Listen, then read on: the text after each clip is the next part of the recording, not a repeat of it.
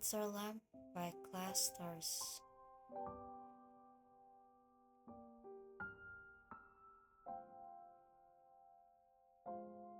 The heavy wooden door slams behind Kaveh as he runs out of Al-Haytham's house.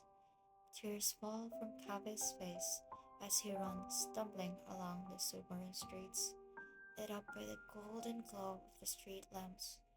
The streets are empty due to the late hour.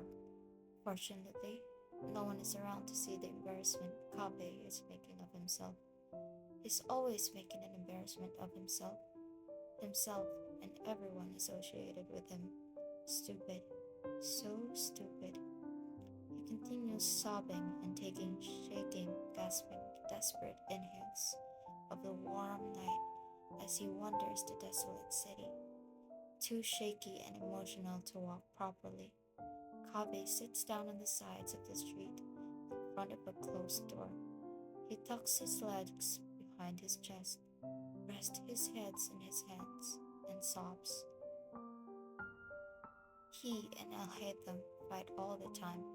It's fine. He knows their fights don't really mean anything. It's just their slightly, very unhealthy way of communicating what they otherwise couldn't. The two of them, they both struggle with words, but despite that, they know each other. They don't understand each other, far from it, but they still support each other. They still stay by each other's side. This fight wasn't like their other fights though. This one reminded Kaveh of the fights that tore them apart all those years ago. He's scared Al-Haytham won't be able to deal with him anymore. Al-Haytham says he loves him, and Kaveh believes him. He really does. But he's scared. He knows that Haytham doesn't like him. Not like he used to. Not like he did before that fateful fight when they were still academia students. From where he's sitting on the street, Kaveh can see the academia. Through his tears, he can barely make out the building, the droplets in his eyes making the academia blur into blobs of light, broken up by blocks of color. As he blinks the tears out of his eyes, he gazes at the building resting in the submarine city's great tree. Kaveh forces himself up. He walks back to Al-Haytham's house, their house. They may be ending. He stands in the street in the dark. He stares at the house, where he knows Al-Haytham will be waiting for him inside. That's where he loved me, Kaveh thinks.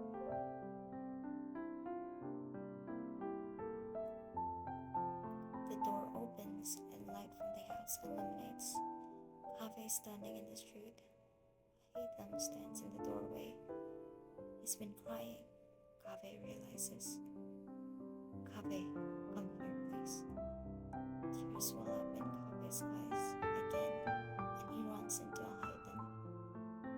Kaveh's tears soak Haytham's shirt as he is pulled into Haytham's firm chest by strong arms. Kaveh sobs and shakes in his embrace. His heart hurts with how much he loves the other man. Haytham strokes his back soothingly. Still standing in the doorway, Kaveh looks to the other man with tears in his eyes. Haytham, do you like me?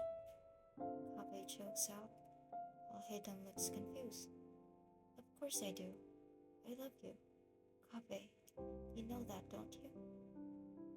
A few more tears fall from Kaveh's eyes, and Al-Haytham rubs them away with his tongue. But do you? Kaveh hiccups a sob. Do you like me? Do you find me annoying? Do you hate spending time with me? Am I a nuisance to you? Shock blooms on Al-Haytham's face. No, of course not. Kaveh, you know how best of anyone that I don't put up with what I don't like. Why would you be any different? Kaveh begins to cry again. Full body sobs and cries that muffles in Haytham's shoulder. Kaveh hugs Alhitam tighter, squeezing with all the strength he can muster, as if he's scared Alhitam would let him go. He won't. He can't. Alhitam will selfishly cling onto Kaveh forever. I like you, Kaveh. I like spending time with you. I like everything about you. I find myself wanting to spend every moment in your presence. I like being with you. I like hearing you complain. I like hearing you argue with me. Please don't leave me, Kaveh. Tears leak from Alhitam's eyes as he breathes the selfish request into Kaveh's hair.